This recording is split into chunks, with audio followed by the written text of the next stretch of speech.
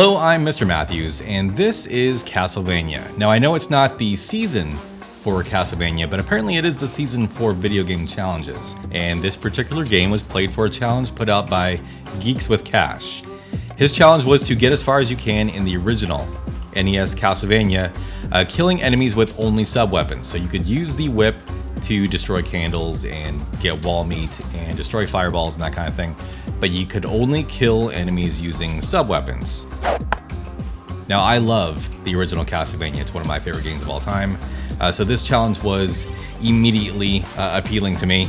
And because I love it so much, I actually took this challenge a bit more seriously than I've taken others in the past.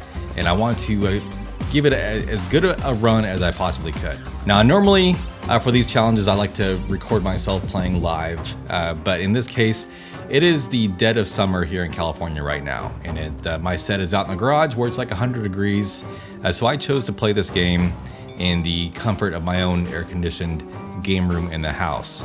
Now, it does feel weird to provide commentary over pre-recorded footage like this, but it feels even stranger to upload just gameplay footage to my channel now after all this time. So let's just power through it, and this is my submission to Geeks With Cash's Castlevania Challenge.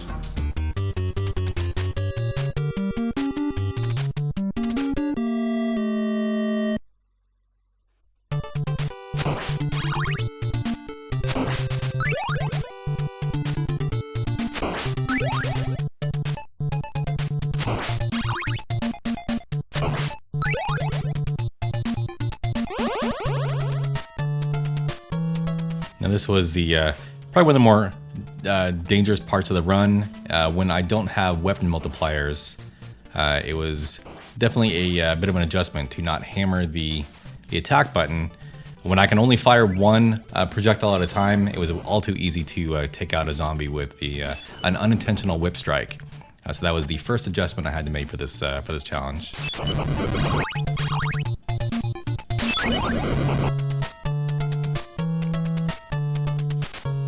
And I was also trying to make this run as short as possible.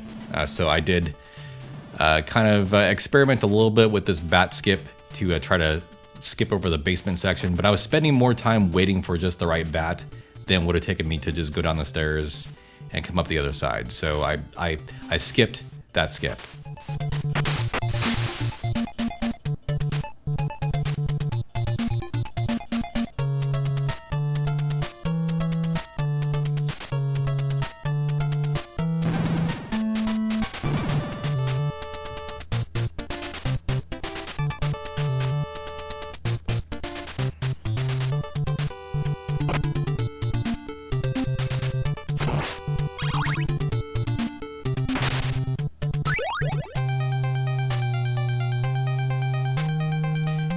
And there actually is a bit of RNG with this game, mainly the behavior of these giant bats.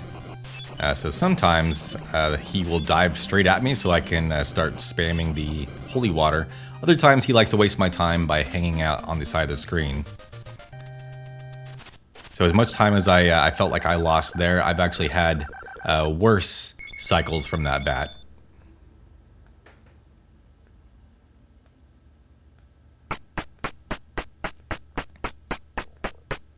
So you're probably going to hear me mention time saves a few more times during this run. I knew I was going up against some other people who were very good at Castlevania. So I knew this was going to come down to time more so than actual distance covered for this challenge. So I was trying to take as many shortcuts as I could.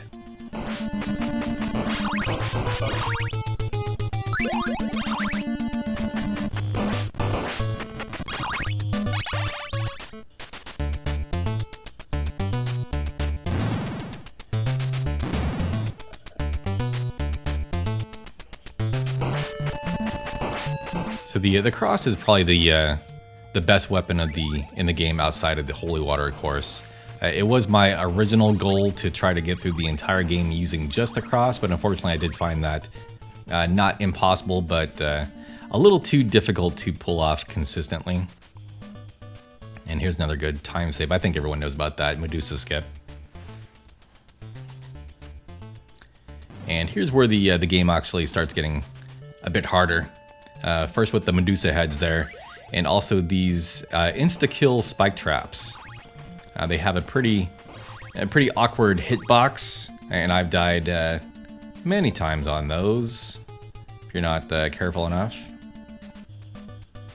And coming up is another bat skip that I found out about actually while I was practicing for this challenge.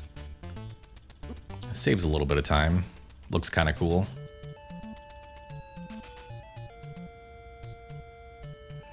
Now, normally at this point, I have the holy water when I'm just kind of playing this game casually. Medusa is an absolute joke to take out with the holy water. A little different with the cross because she doesn't really get stun locked as well. So I had to force myself to be more deliberate with 3 button presses instead of just spamming attack like I usually do. I have lost a couple of runs by accidentally hitting her with the whip.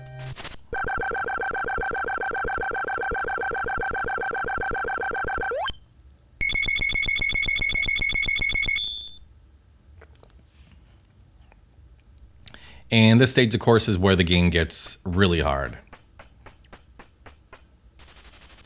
But this is also my favorite stage in the game. I love this music. In a game that's actually filled with just fantastic music, it says a lot that this is one of the stronger tracks.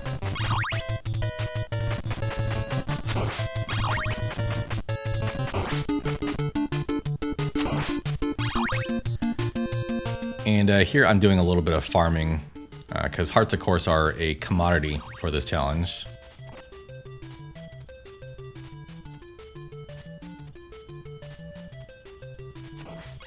I was actually spending a bit more time than that farming hearts until I started streamlining my run a little bit more.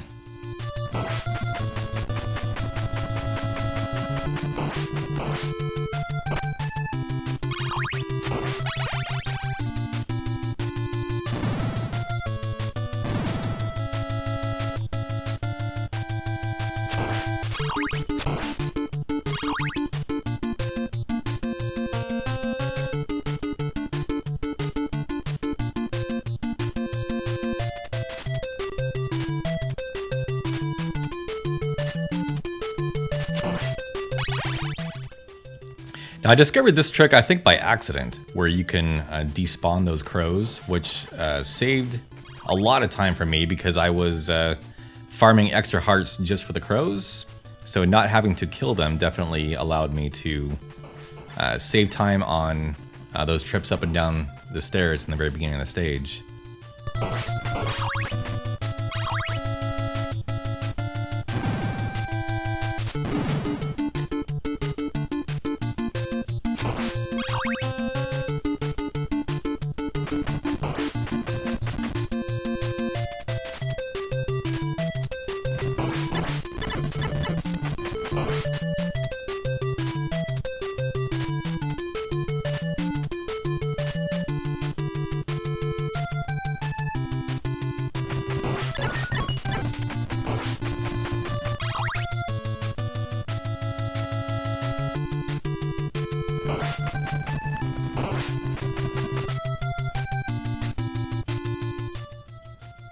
All right, so now we're approaching the mummy battle.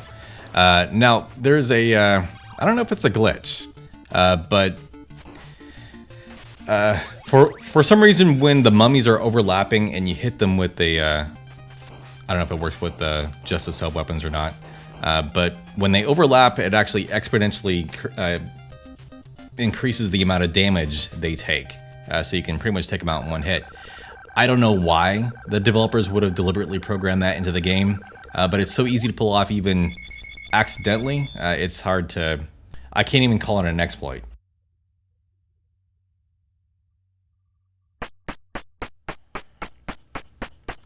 And I think stage 4 here is the hardest stage in the game, for me at least. There's a lot of potential for death here. And I am I'm trying to get on a good bat cycle here. So basically I'm jumping up to try to encourage the bats to fly high so I can duck underneath them. And I got really lucky there. But the bats do appear in kind of a regular cadence. So if you keep moving, you can pretty much know exactly when each bat is going to appear. And now that I'm actually on that cycle, I can just kind of race through this section.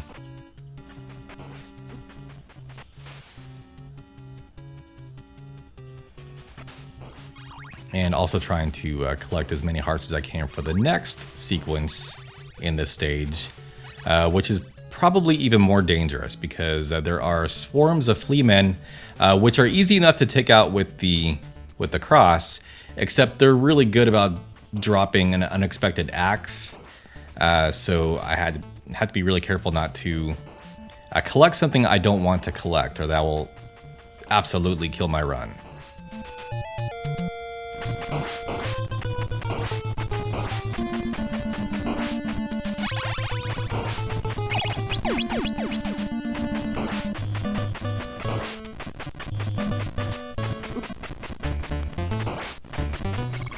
Yeah, like right there, I was lucky he didn't drop an axe.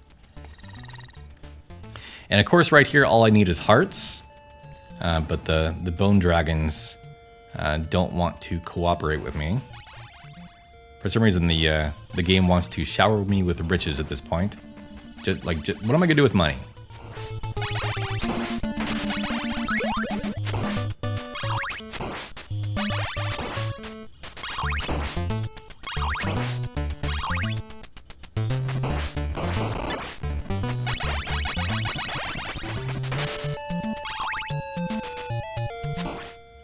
Now the Frankenstein's monster slash Igor battle is another one that it's a little easier to do with the holy water because of the stun lock.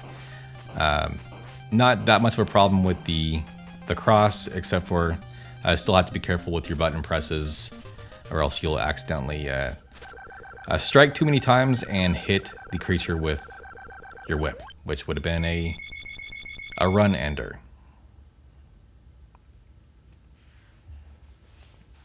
Now, I was trying to get as far as I could with just the cross for this run, and I eventually relented and decided to use the holy water for this stage. There are a lot of axe knights in this stage, and I was losing a lot of time farming enough hearts to kill them all, because each one takes like 9 hits with the cross to destroy, whereas only 1 or 2 hits with the holy water. But I did not want to change weapons, so I was just stubbornly clinging to that idea of running the game with just the cross. But I eventually made the smart choice and switched over to the holy water here, which absolutely does make the stage much easier. But now I have to farm weapon multipliers again, which you do by hitting candles and enemies with the sub-weapon, so.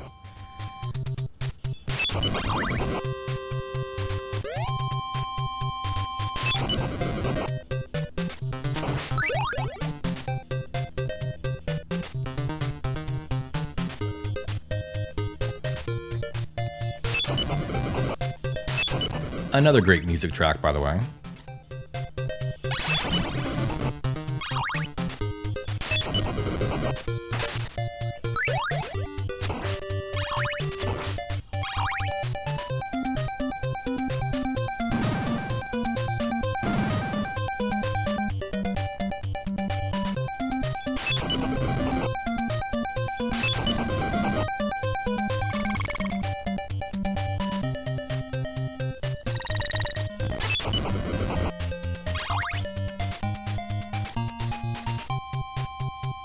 Now, one trick I never really bothered to try was that you can hit the Axe Knights with the holy water and then walk right through them when they're still in their stun lock. It's just easy enough to kill them completely with the holy water. It never really occurred to me to try that.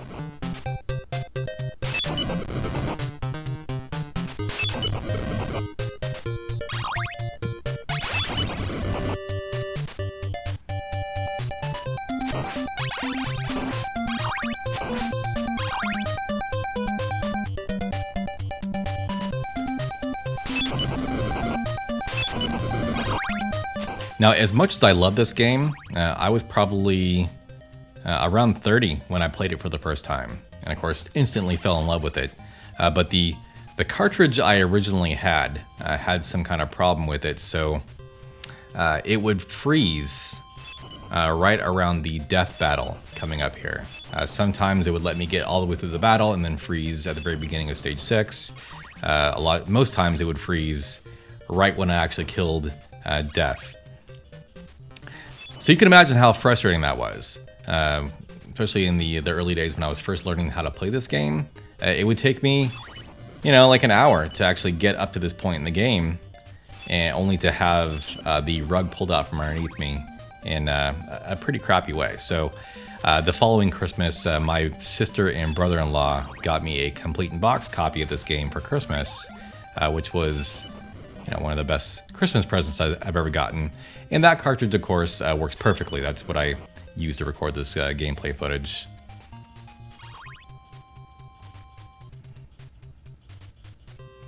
And I don't know exactly what happened to the defective card I had. I do have a feeling it probably did end up with in the hands of another gamer. I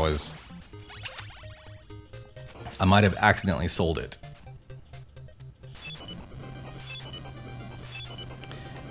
So obviously Death is a lot easier to take out with the holy water than anything else. Not impossible with the cross, it just does require a lot more dexterity and nimble footwork.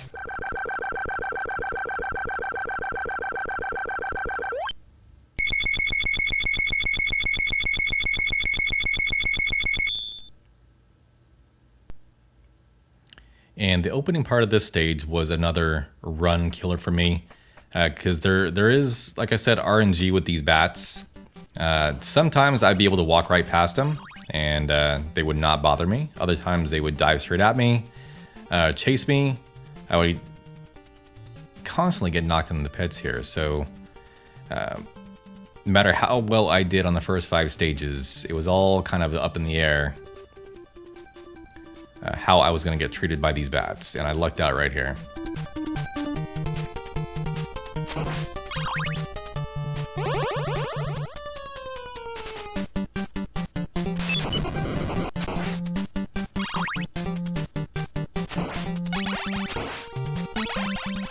And I also knew I was going to have to survive the Gauntlet of Fleamen, which was another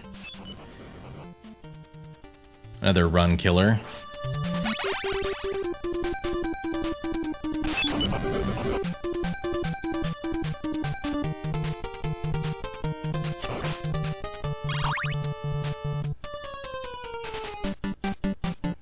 I think the best tactic is just to try to get on the stairs as quickly as you can. And that was a dumb move. I'm going up and down the stairs a couple times to try to get one of the Fleamen coming in from the left, which is a little bit easier of a cycle to avoid than when they come in from the right. And I still took a hit. And here's where I kind of had a choice. You need to farm hearts for Dracula, which does take time. I like to go into the Dracula battle with usually probably about 50 hearts or so, and that's when I'm using a whip. So for this battle, I did want to probably get 60, 65. So I knew there was going to be a lot of going up and down the stairs like this, which does take time. So as you can see, I'm at half health here. So I briefly debated taking a safety death, so I wouldn't lose all that farming time by dying against Dracula. But I decided that I've already come this far, I might as well see how far I can get. So this was the probably one of the more risky moves I made during this run, is going forward with the Dracula battle at half health.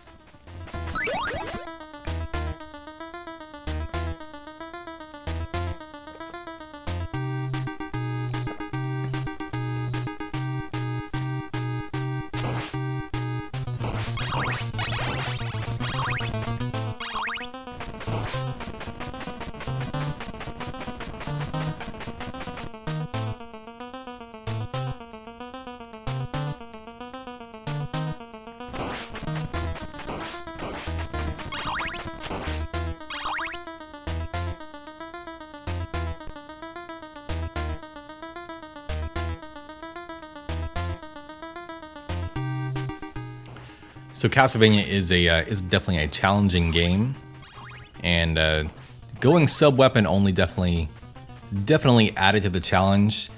However, I think most people use sub-weapons only against most of the bosses, so it wasn't as big of a challenge as it could have been. I'm just glad that Geeks didn't go whip only, which I think would be... I couldn't imagine trying to beat the game with only the whip, let alone without dying. That's a tall order indeed. I don't have enough time to practice the game that much. I kind of missed my timing in the very start of this battle. Sometimes I can actually hit him 3 or 4 times before the battle even starts, but I missed my window.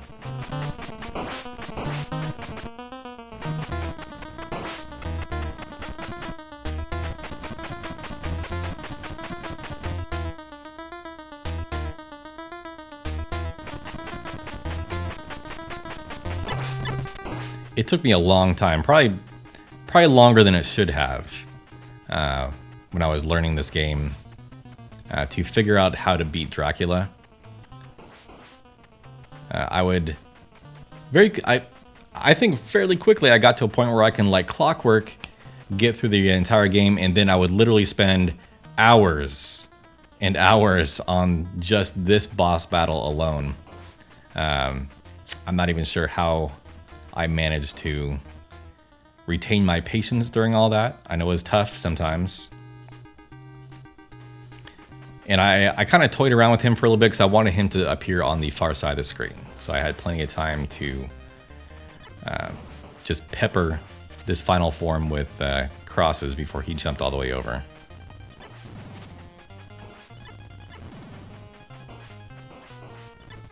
Again, being very slow and deliberate with my cross throws here, and for some reason I got lucky with a double high jump there. I'd never seen him do that. And that's the game.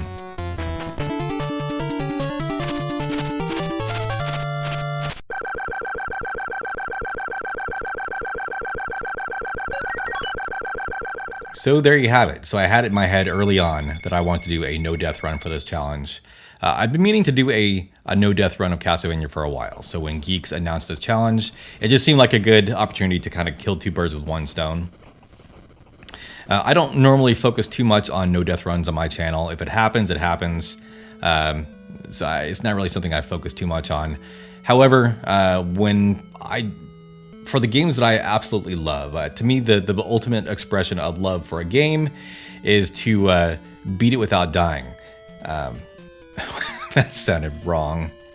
I will link to Geeks with Cash's video, the results video, in the description here. So thank you very much for watching. I'm Mr. Matthews. Goodbye.